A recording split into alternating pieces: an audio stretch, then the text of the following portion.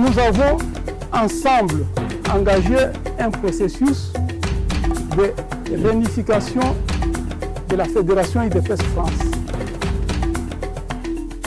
Ce processus qui a commencé par le document qu'on a intitulé Acte de réconciliation, où tous les fédéraux ont posé leur signature en acceptant de mettre de côté leurs égaux pour privilégier l'intérêt de l'UDPS.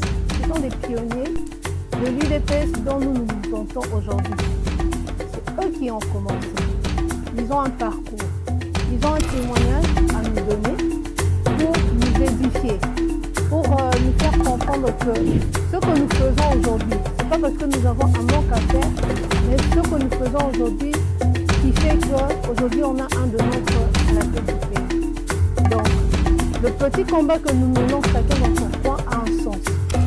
Et ceux qui ont tracé ce chemin sont là aujourd'hui parmi nous. Et pour aller plus loin, il faut qu'on soit unis. Et pour qu'on soit unis, il suffit que les uns et les autres portent leur amour aux uns aux autres. Parce qu'à l'époque, c'était rare de venir dans une salle comme ça.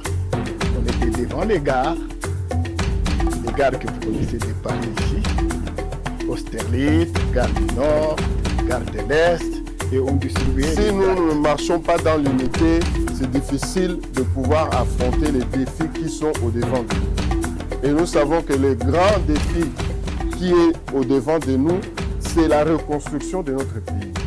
Quand nous voyons aujourd'hui, malgré la guerre, mais vous voyez qu'il y a des chantiers partout. Et même des fois, ça commence à déranger. C'est vrai que nous savons comment chez nous ça marche. Mais du moins, on n'a jamais vu ça. Il y a d'abord le combat de l'unification, le combat